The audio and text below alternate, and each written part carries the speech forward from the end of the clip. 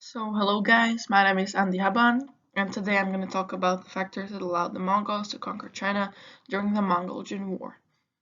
First, I'm going to tell you some background information about the Mongols. The Mongols were a nomadic tribe that rose out of Central Asia during the 13th century. Like many other nomadic people, they were highly skilled in both horsemanship and archery.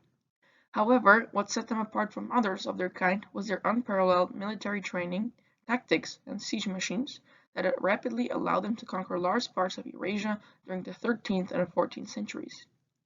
The combination of all these factors allowed them to conquer China eventually.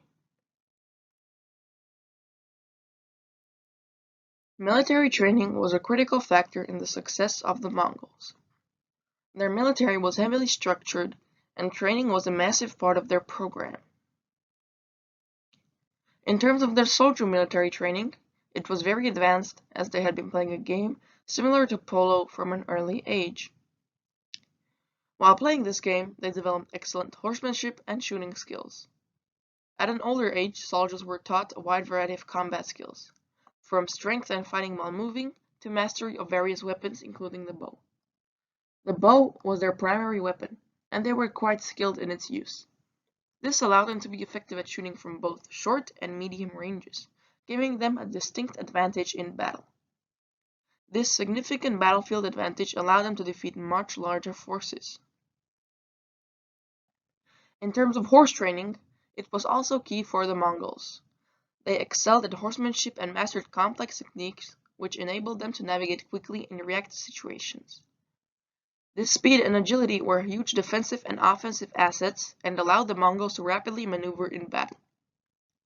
Horses also had to be trained for stamina so that they could stay for the duration of long campaigns. This was an incredibly important part of ensuring that the Mongols could stay mobile and outmaneuver their opponents at every cost. Now moving on to the second key factor that enabled the Mongols to conquer China. It was their highly impressive style of warfare.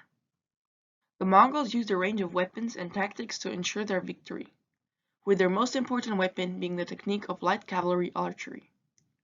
This approach had huge potential for success as the Mongols were able to move quickly while also being able to launch large numbers of arrows at their opponents simultaneously. The Mongols used a composite bow made entirely of wood, horn, and sinew that were glued together by layers of glue. This provided the bows with a great amount of strength, but also a great amount of accuracy and the ability to fire an arrow over an incredibly long distance with great accuracy. This allowed the Mongol bowmen to be highly effective during a battle, as they could pick off enemy combatants from great distances, causing disarray and distress before the Mongol forces had even engaged with them. Now, moving on to the third key factor that allowed the Mongols to conquer China. The Mongols were an extraordinary force, and their success was in large part due to their military tactics. They typically moved in large numbers, with their troops constantly harassing and exhausting their enemies until they were too weak to fight effectively. This, combined with their infamous technique of karash, greatly affected the Chinese forces as they were constantly on the move, never giving the Chinese time to properly organize or plan a sustained resistance effort. The Chinese also suffered under the Mongol practice of warfare of capturing and tribute. After winning a battle, Mongol troops would often take large numbers of Chinese captives and treat them as tribute, either demanding resources or goods in exchange for their return.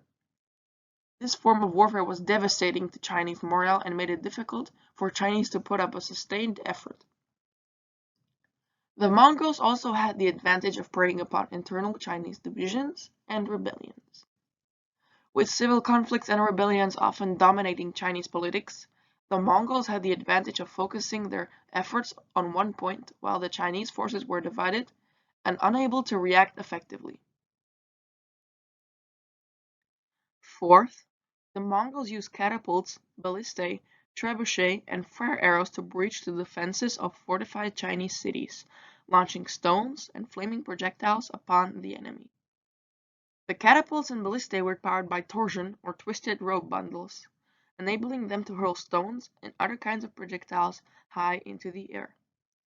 Ballistae were similar in structure to a crossbow, but with more range and power, and could lay waste to an area from a considerable distance away.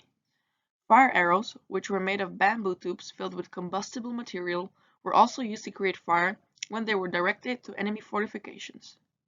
Trebuchet, another form of anti-fortification artillery, fired large projectiles including stones, wood, and buckets of burning liquid. The Mongols used these weapons to breach the walls of the cities.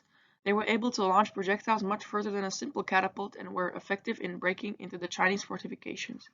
Surprisingly, the Mongols used catapults too. From burning oil in pots to shooting fire arrows with a flaming tip set alight by oil on the walls of castles and cities, the Mongols would sometimes lay siege to the city. They would surround these cities and systematically draw out resources until the defenders surrendered or they managed to breach their defenses. Finally, the Mongols' victorious conquest was supported by a revolution in their army structure. Their leader, Genghis Khan, sought to rid the military of favoritism, instead choosing to go for a merit-based system of selection and promotion. He also gave great value to the individual soldier, believing each one was capable as a trained knight in European armies. He also opened the army to social mobility, allowing people to rise through the ranks regardless of class or background. This created a sense of belonging amongst the troops, which further increased morale and loyalty. The resulting army was highly disciplined and highly motivated. Individual soldiers were encouraged to show their individual skills and initiative in battle, which meant that their attacks were incredibly effective and efficient. In pitched battles, they were able to maximize their numbers, strength, and speed to outwit and outmaneuver their opponents. This gave them a distinct advantage over their rivals, allowing them to be victorious in conquering China and many other nations. In conclusion, the Mongols conquered China due to various factors such as their superior military training, feared bowmen, military tactics, siege machines, and army reformation. Their skillful horsemanship and mastery of the bow made them a force to be reckoned with. Their swift and sudden attacks and use of siege machines allowed them to overpower their enemies quickly. In addition, their reformed military system meant that favoritism had no chance in influencing their ranks, leading to a more organized and efficient system. All of these factors enabled the Mongols to expand their already vast empire and eventually conquer the Chinese Empire. One last thing that we can learn from the Mongol Empire. At that time, their empire was more civilized, had the most modern technology of the time, and it was a lot larger than China. But how is it nowadays? The other way around. That is why nothing lasts forever.